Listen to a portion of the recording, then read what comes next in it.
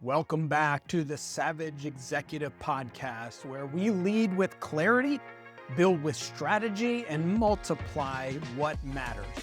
I'm your host, Steve Smith, and today we're going to explore one of the most underrated, yet I believe transformative skills that a leader can master. This is episode 11, The Listening Leader. Let's jump into our savage moment for today. Great leaders don't rush to speak. They ask before they answer. In a culture that rewards fast talk, quick opinions, and instant reactions, true leadership often looks like slowing down, asking questions, and listening deeply. I remember when I was transitioning from the business world into a ministry leadership journey. One of the most impactful lessons that I learned came from my mentor. I noticed something about him. He didn't lead with fast solutions. He didn't rush to give advice or even push his opinion. Instead, he asked questions, lots of them. When a problem came up, he would ask, "Help me understand what led to this." Or, "What do you see that I don't?" Instead of jumping in with a fix, he created space for others to share their perspectives. What struck me most wasn't just that he gained more information, it was that people felt heard. Their trust in him grew. They leaned in because they knew that he valued their voice. And in the end, the solutions that emerged were often stronger. They were more sustainable and they were more widely supported than if he had just made the call himself. That stuck with me. Over the years, I've realized that asking before answering isn't a sign of weakness. It's wisdom. It's not indecision, it's insight. And that's what I want to unpack today. So let's clear up a misconception right away. Listening is not passive. Listening is active leadership. It's easy to hear words, but listening, the kind that builds influence, requires a few things. It requires presence, not being distracted. It requires curiosity. You want to understand, not just respond, and it requires action. You let what you hear shape you. So here's the big idea.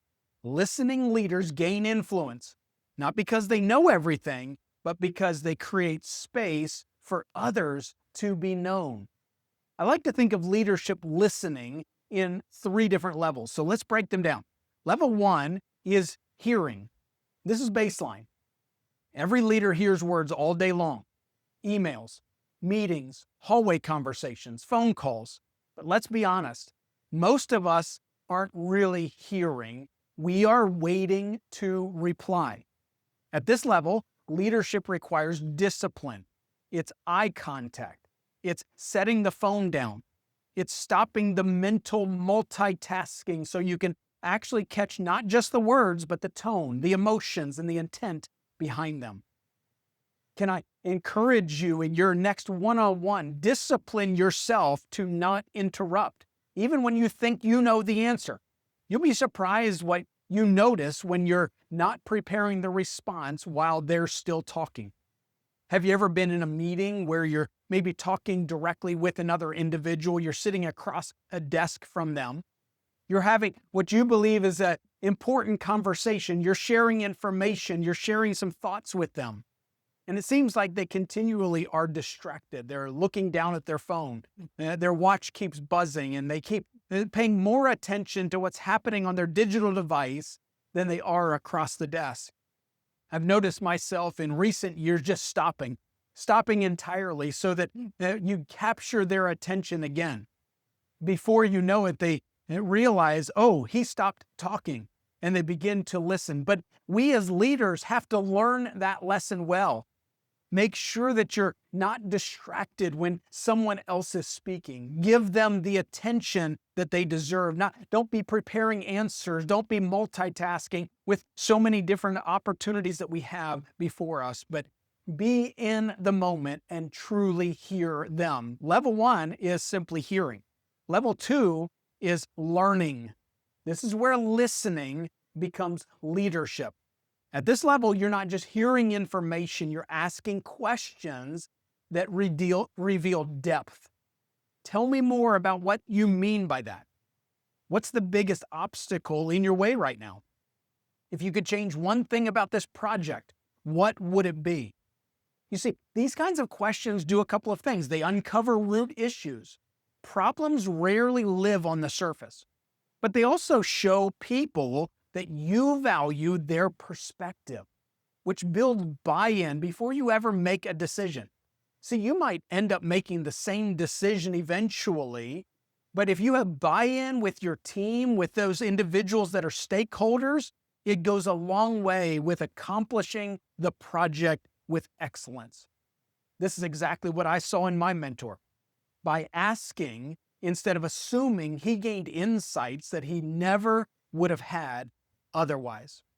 So the 3 levels of executive listening: number 1, hearing; number 2, learning; and number 3, leading.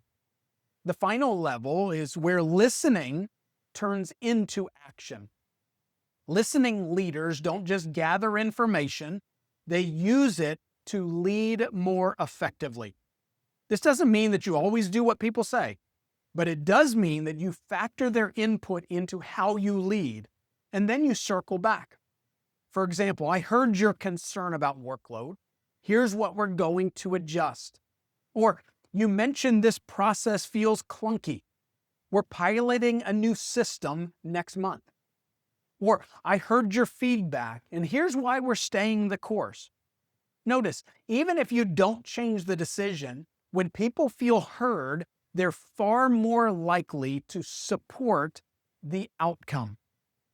Listening requires 3 different things: hearing, learning, and leading.